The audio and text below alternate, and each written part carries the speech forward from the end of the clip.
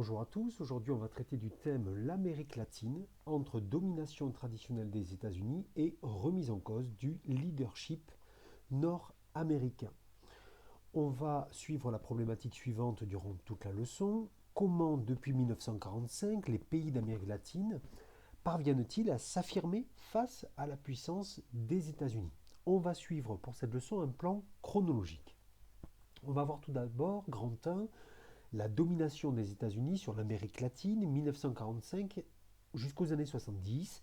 Et tout d'abord, assez logiquement, on va voir dans le petit 1 la situation de l'Amérique latine en 1945. Alors, dès 1823, il faut revenir un petit peu en arrière, dès 1823, les États-Unis ont affirmé la doctrine Monroe selon laquelle l'Amérique est aux Américains.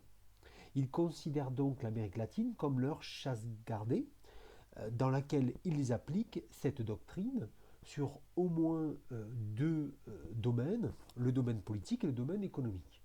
D'abord, le domaine politique. Sur le plan politique, en 1945, les États-Unis interviennent d'autant plus en Amérique latine que les démocraties en place dans ces pays sont fragiles. Les régimes politiques prennent souvent la forme de gouvernements militaires ou de régimes autoritaires, et ainsi les armées exercent une pression permanente et sont en Amérique latine clairement une composante à part entière du domaine politique. Et ce au moins jusqu'aux années 80, comme on va le voir par la suite. Donc face à cette fragilité politique, les États-Unis interviennent, influencent les régimes politiques et cette influence politique donc se fait souvent sentir dans un premier cercle géographique, celui des États des Caraïbes et des États d'Amérique centrale, qui constitue le premier cercle d'alliés surveillé très étroitement par les États-Unis, dans ce que Roosevelt, le président Roosevelt américain, avait théorisé comme étant la politique de bon voisinage. Sur le plan économique, cette fois-ci, les États d'Amérique latine se caractérisent en 1945 par la nationalisation de certains secteurs industriels ou certains secteurs miniers, ce qui permet à ces États de diminuer les importations de biens de consommation.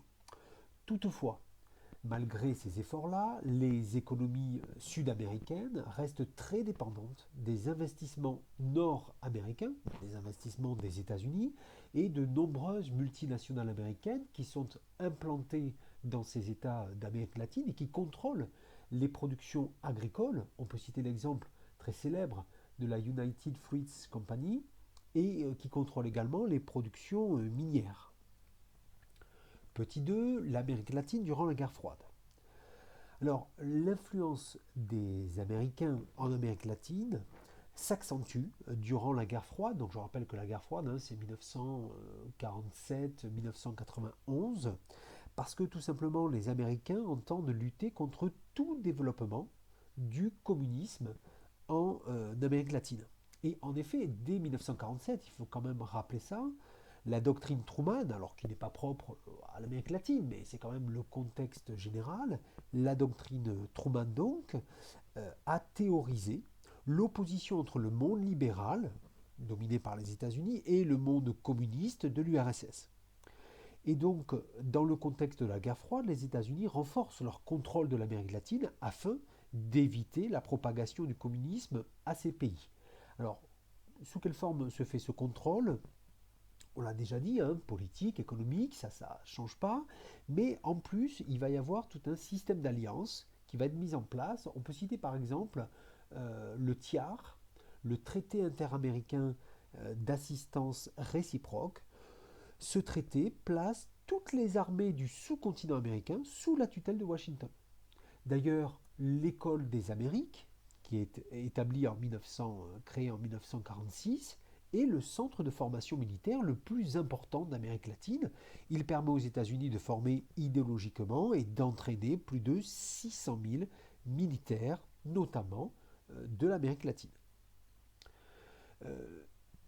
Les choses vont un petit peu changer lorsqu'en 1959, Fidel Castro, avec son compagnon Che Guevara, va installer à Cuba un gouvernement révolutionnaire. Or, ce gouvernement révolutionnaire va se rapprocher assez vite de l'URSS. Et en 1962, lors de la crise des missiles de Cuba, le gouvernement américain fait reculer l'URSS dans son projet d'installer des missiles nucléaires sur l'île de Cuba, capables d'atteindre le territoire américain. Mais même s'il y a cette victoire-là, en fait, on va s'apercevoir que à partir des années 60, une partie des États d'Amérique latine passe sous la domination de mouvements révolutionnaires qui vont contester la présence américaine. Et en définitive, les États-Unis, eux, vont soutenir des dictatures pro-américaines rassemblées sous le plan Condor. D'ailleurs, les États-Unis interviennent directement pour déstabiliser certains régimes qui leur sont hostiles. On peut prendre un exemple, celui du Chili. En 1970, un socialiste, Salvador Allende, remporte les élections de manière démocratique. Au Chili, les élections présidentielles, et il va instaurer un gouvernement hostile aux États-Unis, notamment il va s'opposer aux intérêts économiques américains dans le pays, et en 1973, le gouvernement américain des États-Unis appuie le coup d'État du général Pinochet qui va renverser Salvador Allende. Grand 2, l'Amérique latine depuis les années 1980 et d'abord petit 1, la transition démocratique en Amérique latine. Dans les années 80, les dictatures en Amérique latine sont peu à peu remplacées par des régimes démocratiques. Ce retour à la démocratie est clairement favorisé par l'échec des régimes totalitaires.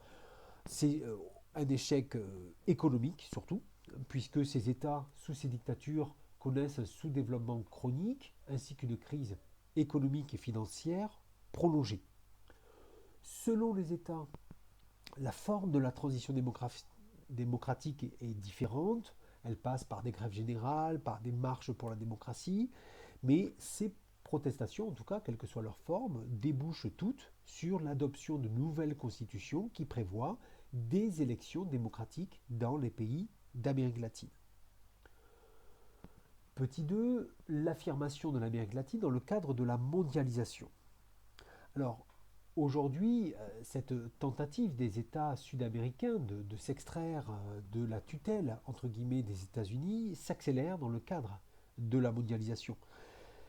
En effet, dans un contexte de concurrence accrue, favorisé par la mondialisation, les États d'Amérique latine signent de nombreux accords de libre-échange. On peut citer l'ALENA, qui apparaît en orange sur la carte, en orange foncé sur la carte en 1994, l'accord de libre-échange nord-américain qui regroupe Canada, États-Unis et Mexique. Et on peut citer le Mercosur, c'est-à-dire le marché commun du Sud, qui est signé en 1991. Par contre, d'autres accords ou d'autres projets d'accords sont largement critiqués, voire même rejetés. C'est le cas du projet ZLEA, la zone de libre-échange américaine, qui est encouragée par les États-Unis, mais qui est un projet où les États-Unis, en fait, domineraient de nouveau l'Amérique latine. Il y aurait une relation déséquilibrée entre les membres de ce projet. Donc, on le voit, les États d'Amérique latine tentent de s'extraire de la domination américaine. Alors, certes, les États-Unis conservent des bases militaires sur tout le continent, et le modèle américain tend peu à peu à s'imposer. D'ailleurs, les États-Unis demeurent également très présents sur le continent via leur programme de lutte contre les trafiquants de drogue. Mais on peut constater tout de même qu'un mouvement d'opposition à ce que certains Sud-Américains appellent l'impérialisme américain voit le jour dans les années 2000. L'exemple de l'ALBA est un exemple parlant. L'ALBA, c'est l'Alliance bolivarienne pour les Amériques. C'est une organisation politique, sociale et économique pour promouvoir l'intégration dans la mondialisation des pays d'Amérique latine et des pays des Caraïbes. Or, cette nouvelle association est construite sur les principes de solidarité, de complémentarité et de coopération. De même, certains États s'insèrent de manière assez efficace dans la mondialisation. C'est bien sûr le cas du Brésil. Alors malgré la crise économique qu'il est en train de traverser, le Brésil est la ferme du monde, hein, ce qu'on appelle la ferme du monde pour évoquer son rôle, sa place prépondérante agricole, et son influence grandit. Donc pour terminer, on le voit, l'Amérique latine s'affirme soit par des associations de libre-échange, soit par des trajectoires individuelles des pays, comme le Brésil, s'affirme donc dans un monde de plus en plus multipolaire. Voilà, c'est la fin de ce thème. Vous pouvez bien sûr vous abonner à la chaîne, vous pouvez laisser un commentaire pour poser des questions ou faire une remarque. Et on se retrouve très vite pour une nouvelle vidéo.